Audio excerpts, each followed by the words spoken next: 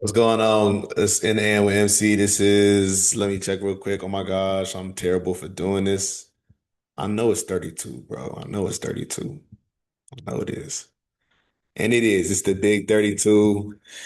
Great number. That was my favorite number for so long. I wore that number in basketball forever. So many benches that I spent time on wearing 32, just not getting in the game at all. I think the last time I wore it was when I played freshman team. I can't remember what I wore when I played I can't remember what I wore sophomore year when I played JV. It might have been 32, but either way, it's going it's going to always be remembered for being a good dude on the bench. I was out there. Defense. Defense. Defense. Defense. Yeah, that was me, you know, cheering on the guys. But I played with some really good players when I kind of look back on it.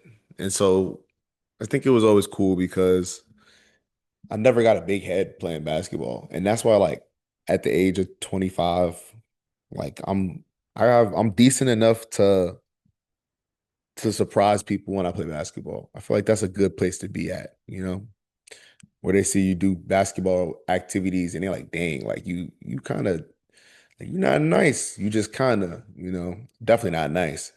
Tell you who's nice. Everyone who's not me. But yeah, growing up like you in Brooklyn and then in, Massachusetts, going to high school over there, and then Washington, D.C., like we played a lot of pickup basketball at this court across the street from Howard called Banneker, and named after the great Benjamin Banneker, of course. And I guess the DC Washington basketball team, they might own it. They might, I don't know, but I know Bradley Beal, put dollars towards the project to beautify the court. So now the court is all beautiful and it has all these murals, it's painted on there and all this good stuff. But that court, we was playing grown man basketball on that court in 2018, 19. You feel me? Like grown man hoops out there because we was always trying to play and a lot of times we was playing with dudes from our uh dorm and stuff. But there was, that was locals hotbed. I mean, it was dudes would be on bikes and they would just see what was going on. They would just pull up on the bike and be like, I got next. And it would be the toughest dudes you ever played. You'd be like, who is this? Or the scrappiest. Like we would get in, the first week I was there, it was a crazy fight situation, just off the basketball tip. But the crazy story, the funny story, whatever, crazy funny. But looking back, it's just really, really funny to me. But my brother Alan, I'm the youngest of three brothers, and I have older sister, younger sister. So shout out to all the siblings. But my brother Alan, 1 year older than me, and so he we would go to his crib like 'cause we played on the same AU team for 1 year, literally 1 year. And I wouldn't even call it that because we I could never go to none of the games because I was doing this other program. So I didn't play in a single game for them. I think my brother Evan played in the game for them, and Allen, that was like his team. But basically we was in his like backyard complex and we was hooping with the other dudes that lived in his area. Now he lived in a slightly rougher area than ours, and he knew these dudes though, and he was always the dude that knew the dudes. And so it's this dude named Los. And first of all, we played like two or three games with them. We played 3-on-3. They killed us, absolutely killed us. They were older than us. I think I was about 12 at the time. Um, and so that made my brothers 13 and 14. I think they were all 15 and 14, the boys that we played. And I mean, it was dunking. I mean, it was killing us. Like it was genuinely killing us. But when we took a break, I had on the KD5 DMV colorway. Got those in a school auction. Had those on, and somebody was like, or Los was like, "Yo, those are nice. Like I play for them." And he had the Beats by Dre back when that was like rare. Like seeing dudes just rocking beats and they were authentic. They wasn't fake. Like they looked so shiny. He had the candy red color. I was like, "Damn, bro, like them beats, like they look crazy." And so he goes, all right, let's play ones, game 11, 9-0, your ball. I win, I get your feats. You win, you get my beats. I was like, Hell yeah. Like that's sorry, YouTube, but don't flag me. But I was like, heck yeah. Like that sounds like a great deal, Los. I don't literally was like was like he's always just laughed at my ambition, you know. And he could not stop laughing. He's like, bro, you're not playing this game. It's not gonna happen, buddy. You know, it's not you don't got the facilities for that, big man. That's what he told me. And looking back, if I played that game, I would have lost my favorite pair of sneakers for a bunch of years. A bunch of years. Okay, Yapaholic, Mike. Jesus Christ. All right, let's talk about the all pro teams. I meant to talk about this earlier, of course, but Micah Parsons over Brian Burns, I didn't like. Obviously, the Packers went deeper into the playoffs. They went deeper into life than the Giants. I mean, they were significantly better, almost flipped records. Significantly different quarterback play. Everything about the Packers was different than the Giants this year when I really think about the two teams. But the Giants did suffer a lot of injuries, right? They did have some issues with, the mid-year firing of multiple members of the staff. And what really irks me is now seeing players that were let go by the Giants in exchange for the amount of money that they're currently spending on players who are not contributing to the team. They're allocating about 50 or 60 million dollars currently to players who are not actually helping the team, such as like an Evan Neal type player who is healthy, but he's not helping the team in any way, shape, or form.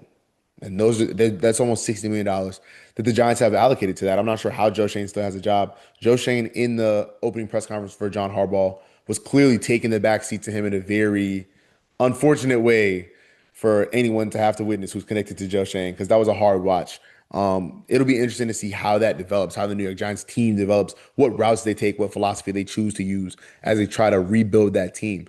But I didn't like Parsons over Burns. No JC Horn, it looked like. I'm not sure if he was second team even, but he definitely wasn't first team. No Cam Hayward, didn't like that neither. The big fella put together maybe his best season this season for the Pittsburgh Steelers. He made their front three, worth the watch. Their front seven, but like their front three, which is ridiculous. Um, Cam Little was not on there. Kicker from the Jacksonville Jaguars who broke the record for. I mean, what are we doing? Who is voting for all pro teams? Just came out this week that Bill Belichick was not voted an all first ballot Hall of Famer, which makes no sense. Who is voting for these things? That needs to be audited immediately. Everybody involved needs to be looked at because there's no way. Like these people need to be like, if Bill Belichick is not a first ballot coach, if Cam Little's not a first ballot kicker, but his long snapper is a first ballot long snapper, what's the message that you sending? That's crazy work. Shout out to his long snapper, but I don't even know the dude name. He was first ballot though. He got a lot of eyes on him snapping the big dude, Cam Little, but I mean, Cam Little ain't getting no recognition for all he was doing at the end of the day. Like he really put the franchise on his back, and he was part of the ignition for them as they essentially made this turnaround midseason. Obviously, all of the buzz is around Trevor Lawrence and Liam Cohen, the relationship, and them doing this in spite of losing Travis Hunter, right? Like their big pick this year, and all of that, but not enough is made about what Cam Little has done, what he has contributed towards the team, because it's absolutely ridiculous in a positive way, and he should have been awarded for that. I would have put George Pickens on over Jamar Chase. People who are like Jamar Chase is top three, top two, top one. I respect your opinion and I respect why you say that because he's a very talented player. I think he is in the same echelon as at least any five receivers that you can name in the same breath as him. I think he's in the same echelon. But I still believe that when you look at the body of work, because that's what this is about, it's not about name value. George Pickens has a better body of work over this season as the quote unquote wide receiver too. Because the kinds of balls that George Pickens catches and the kinds of balls that CeeDee Lamb and Jake Ferguson catch are all different. And that's why their three-headed monster works. They also have Dak Prescott throwing the bejesus out of the football. I mean, he's somebody that I think if he was on the Steelers could make his career feel like what is happening with Matthew Stafford's career with the Rams right now. That's what I feel like. And I don't think that Dakota Prescott is necessarily not headed towards the Hall of Fame. I think that we shouldn't evaluate players this early. I mean, he is about to be in his year 10, I believe, but still, like, let him get much closer to retiring. Like once Aaron Rodgers left the Steelers or the Packers, I think everybody knew, that's a Hall of Fame guy. He has since tarnished his reputation just a little bit. He needs to sit down. Unc need to sit down. And Tom Brady made them think it was easy. Psycho Tom is called Psycho Tom for a reason. He is. And the Deflategate stuff that he pretended to be so upset about, we know he would do anything to get an advantage. He's just nuts when it comes to football and maybe when it comes to life, but he's nuts. And you can't equate everybody to Tom Brady because everybody's not Tom Brady, but he made them think it was easy. Aaron Rodgers is and Kirk Cousins, right? Obviously, unfortunately, Kirk Chains having gone through the knee injuries. He's a little bit different, but both of those guys, right? Like they thought that because what's the name did it, Tom Brady did it. They're like, all right, I'm gonna do it. Well, did you not see Phillip Rivers in the twilight of his career before this resurgence, 2 game joint that they made him play? Before that, did you not see him in them final years of his career? Yeah, he went 11-5 or 11-6. He was not mobile. He was losing the velocity before he lost gained some of the weight and lost and got like the mobility issues or whatever like, and he got 13, 70 kids and he's like an OC or a head coach for a high school. Then they pull him out of it. Forget it. I don't want to talk about Phillip Rivers right now. Bijan getting listed twice. I'm tired of this two position gimmick. This started, I think, maybe with Khalil Mack when they gave him the two for the edge rusher for the outside linebacker. That's very great, but you might as well give uh Christian McCaffrey and Devin A. Chain and every receiver or every running back who catches a pass. You might as well give them all pro nods for receiver. It's ridiculous. Like give them one nod because there's incentives tied to this. If there was not financial incentives tied to this, then it wouldn't be an issue. But for Bijan to be named twice and for a guy like Devin A. Chain not to be named when he 100% should be, it's just poppycock. All right. Off-season trade machine. Okay. Shifting gears a little bit. I have 3 trades I just want to talk about. 2 defense, 1 offense. Max Crosby to the Ravens. The Ravens are involved in 2 trades here, but this is one where they're acquiring Max Crosby to the Ravens. They're having some problems getting pressure off the edge right now, but they don't lack talent in the room at all. In the outside linebacker room or in the natural edge room at all. Like whatever you consider the guys that you have over there, because you have guys like Mike Green, who I consider more of a pure edge, but then you have Adisa Isaac, who I consider more of an outside linebacker in their scheme. But I say all that to say that um, Max Crosby, I think, fits in really well with the ones with the Ravens, and then it allows those other guys to eat rotationally, and then Crosby doesn't have to play every down. And they already are gonna get their defense like tightened up, but like I don't know, like they can't waste having a guy like Kyle Hamilton. They can't waste having a guy like Nate Wiggins. Marlon Humphrey's probably got 1 or 2 more good years. I thought this was going to be the last year for a dude, to be honest, because it's hard to play corner, especially for so many years in a row at basically the same position on the same team and be expected to produce. But maybe it's because he went to Bama, and he's also a guy who likes the antics, right? So maybe it's because he went to Bama, despite all the antics, he really just likes to grind. Because he Humphrey, like he's stuck around. Like it's really impressive that he's still playing at a high level. He had some slip ups the past 2 years, previous to this year, I would say, like rather large slip ups, but he's really playing at an elite level still. Um, yeah, I think Crosby to the Ravens could be a marriage for both parties, and then just to drive Lamar and to drive the offensive line to be better, right? Like Falele should never take another snap for the Ravens, but I think Ben Cleveland might take some more, right? And Cleveland definitely did not have his best season, so just getting those guys right and making them understand that you can't waste the prime of the. There's some elite players, some all-time elite players who are currently on the Ravens. And every time that that's happened in recent memory, in the last 25 years, it's led to some kind of Super Bowl or some kind of appearance because the Ravens are a great organization that has a lot of fans behind them.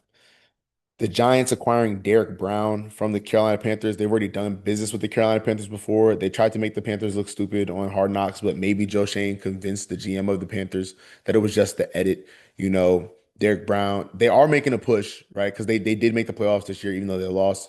They are making a push, but Dexter Lawrence is going to thrive next to someone that can get pressure on the interior. Everyone, so much was made about the outside guys, and you're right.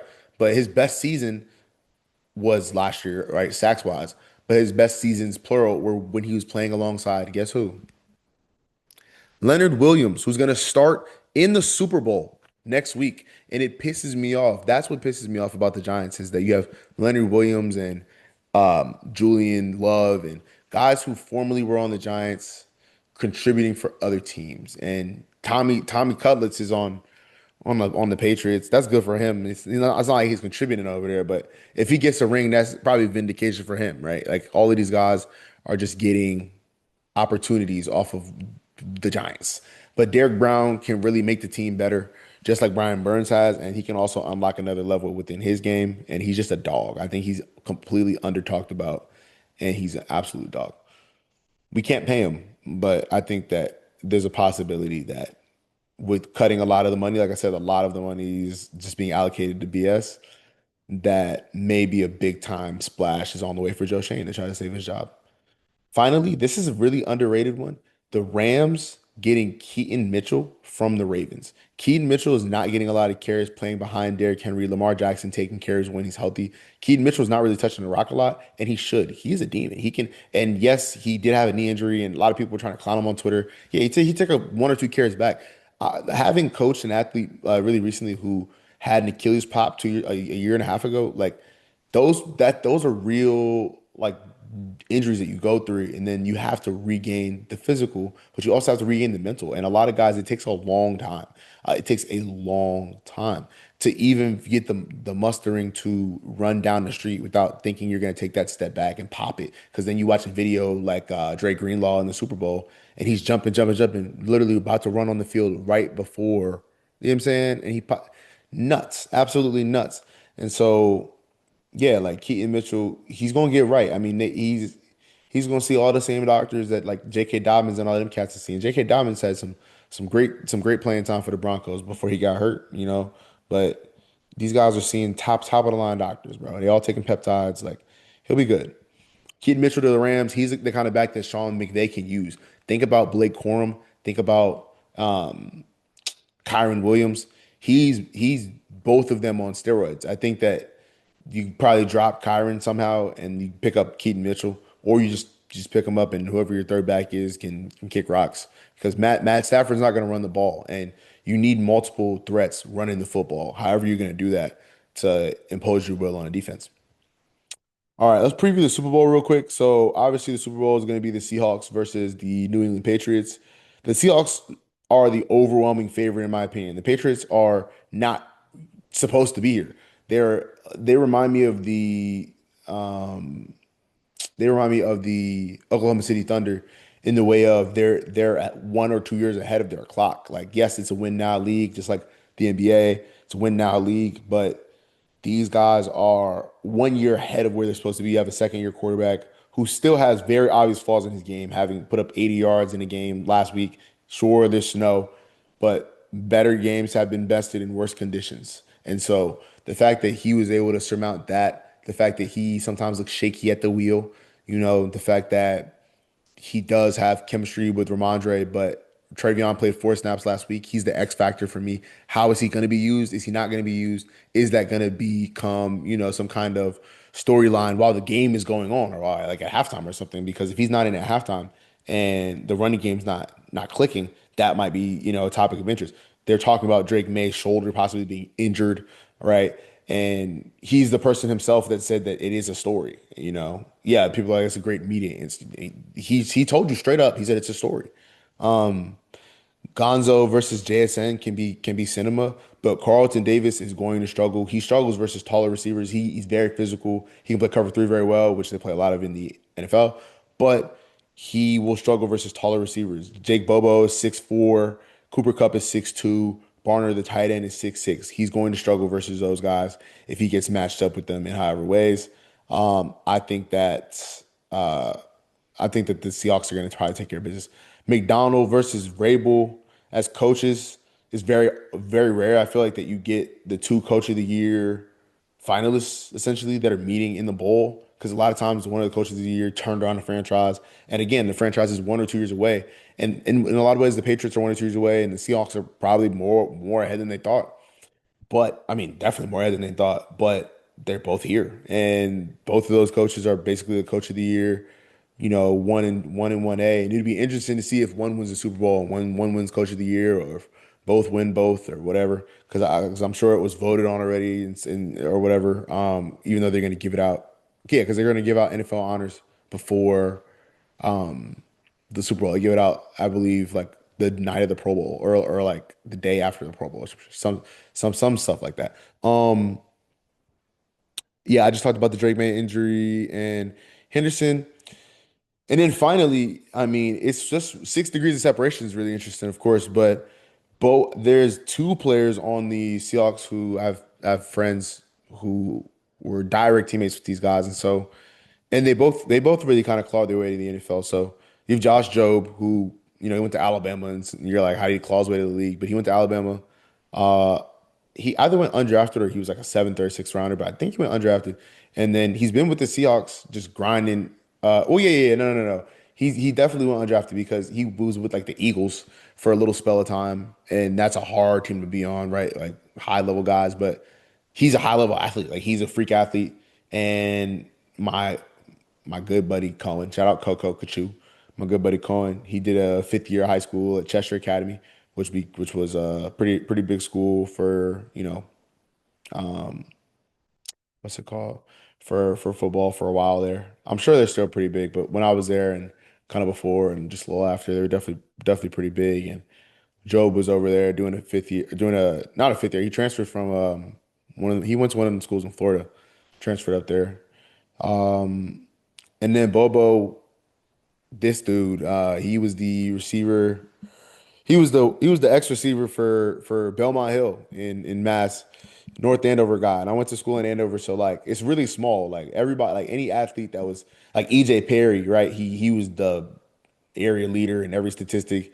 He had a 600-yard game when I was in high school, and he was the quarterback. He went to BC and then went to Brown, but then he was in the league, kind of bounced around. I'm not. I think he plays in one of the amateur leagues. I'm really not sure what league, if there is one, or maybe he doesn't. But he like that's a guy who everyone kind of knew him or knew of him. Like I said, Andover, North Andover, all of the neighboring towns. Pat Frymuth, who was from North Andover, I think, but he went to Brooks, which is in North Andover, and absolutely baptized us every time they played us.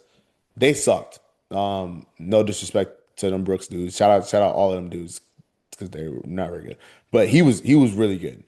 Yeah, Pat, he was a demon. But yeah, we got a post grad. Shout out Zach Geddes. We got post grad.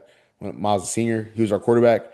One of the best football players I've ever been around. Just because I'd never really talked to him. And he was such an unflinching leader at 95% of the turns in time.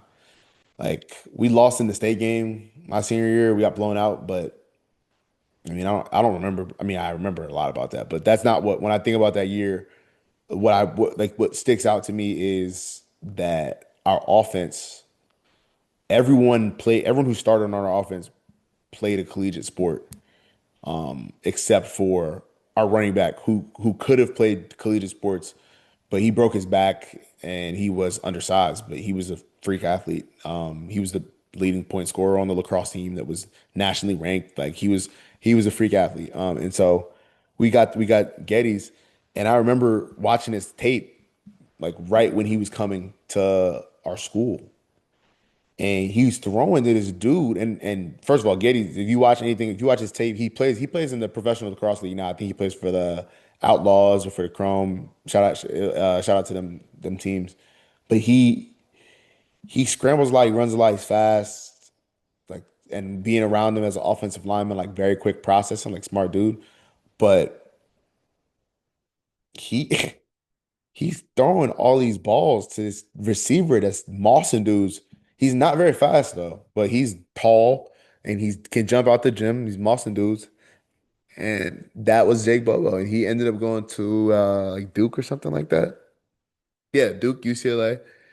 And then now he's on Seahawks. He grinded it out. He infamously, right, ran like a 4.9, 4.94, and he was known for being a better receiver at the time because of his production in college. And I think because of his intellect, having been in having been at two different schools, like his football intellect, having been at two different, completely different schools, football wise.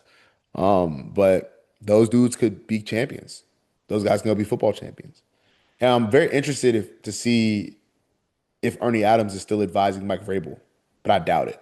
But Ernie Adams, Andover alum, class of 71, famous advisor to Bill Bell and to Tom, been around the team forever. Not sure if he still will, but that's a big, lot of yapping, man. Jesus Christ, Mike. Episode 32, IntheAMwMC. Holla at your boy in the comments. Subscribe if you have not. Thank you. Goodbye.